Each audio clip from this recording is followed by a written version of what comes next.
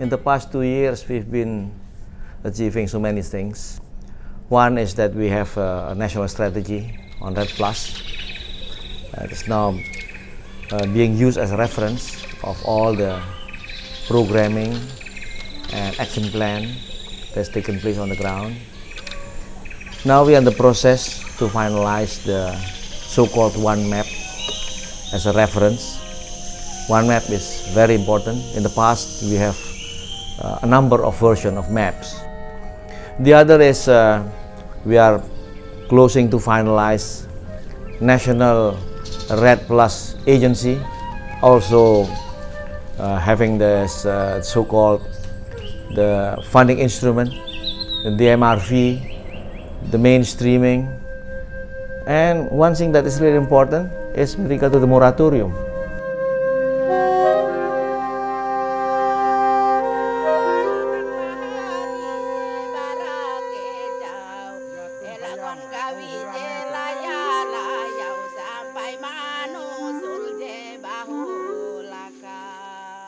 Saya membuat ketentuan keputusan untuk memberikan moratorium terhadap 8 kabupaten kota untuk tidak lagi diperkenankan memberikan izin di dalam rangka kita melakukan pembenahan, untuk kita melakukan audit, untuk kita juga mau tahu compliance-nya, sejauh mana mereka comply terhadap aturan yang berlaku. Dan moratorium itu sampai sekarang masih berlaku, belum saya cabut.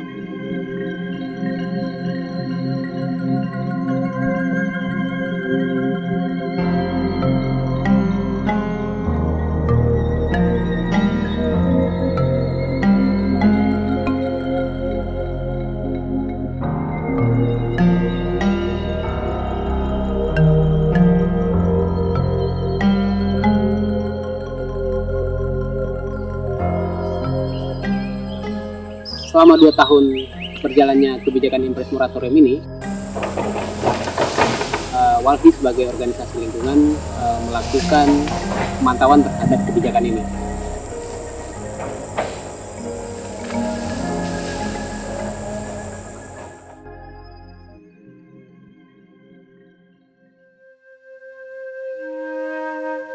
Walhi melakukan pemantauan di 5 kabupaten di 10 perusahaan yang berada di kawasan peta indikatif moratorium.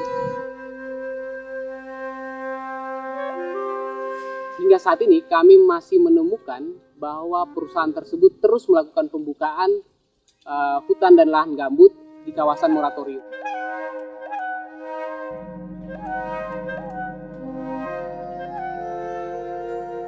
Sehingga menunjukkan fakta bahwa peta indikatif moratorium terus dilakukan pelanggaran atas aktivitas ilegal yang mereka lakukan.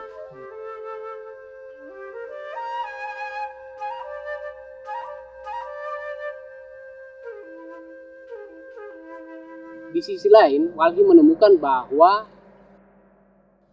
perusahaan tersebut itu juga tidak memiliki analisis mengenai dampak lingkungan, juga belum memiliki izin pelepasan kawasan hutan, sehingga ini juga berimplikasi pada upaya penegakan hukum di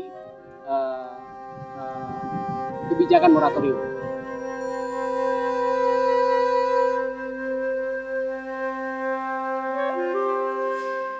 Terkait revisi yang terjadi di kawasan moratorium itu sendiri, kami melihatnya bahwa tidak sesuai dengan bentang alam yang ada di lapangan dan terkait masalah ekologinya.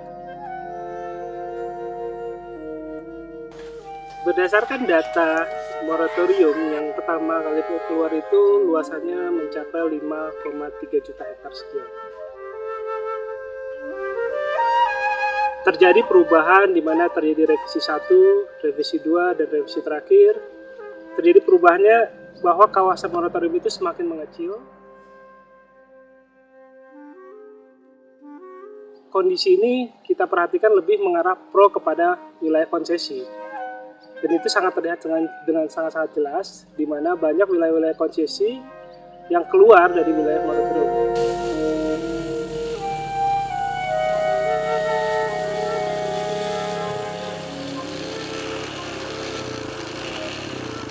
Metodologi pemantauan yang kami lakukan, pertama kami melakukan analisa hukum terhadap perusahaan tersebut, legalitas perusahaan tersebut. Kemudian kami melihat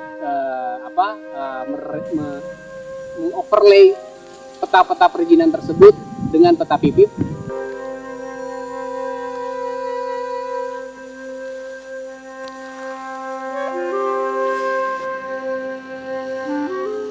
Yang ketiga, kami melakukan pemantauan langsung di lapangan dengan mengambil titik GPS dan juga melakukan wawancara dengan masyarakat yang terkena dampak dari konversi hutan tersebut.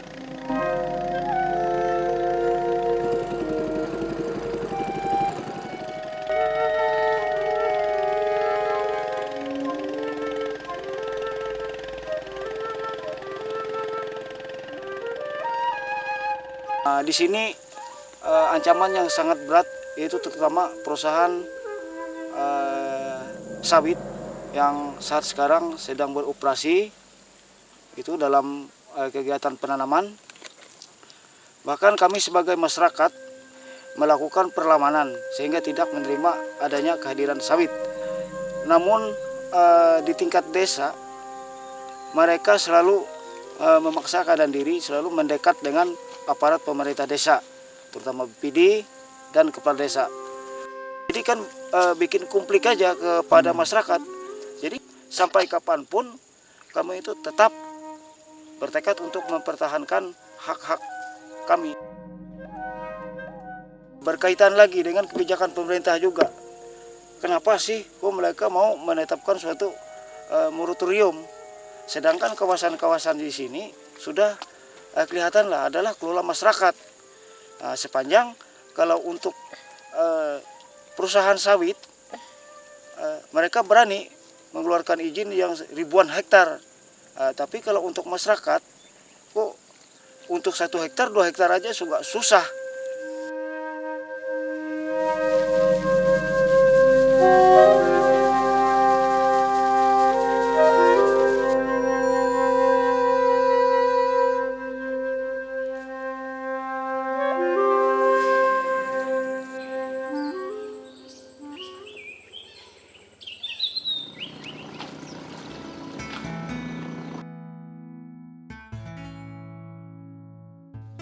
Ini fakta-fakta yang kami temukan di lapangan terkait dengan implementasi moratorium selama 2 tahun berjalan ini.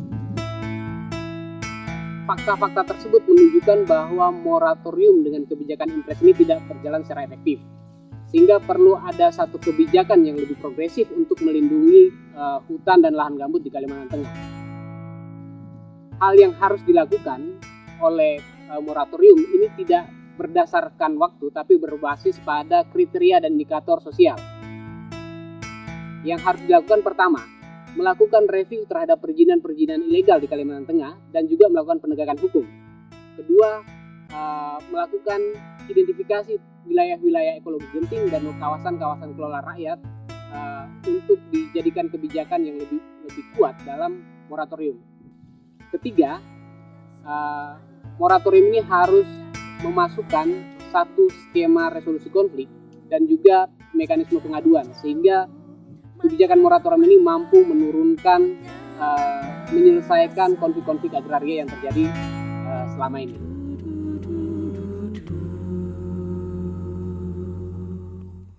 Hijau-hijau, bumiku hijau, hijau-hijau, hijau, biru langitku, jernih sungaiku, betapa indah dan memukau. Segar-segar, udara segar, sehatkan jiwa dan ragaku.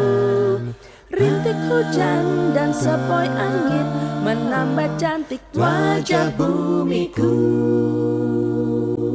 Sejauh-jauh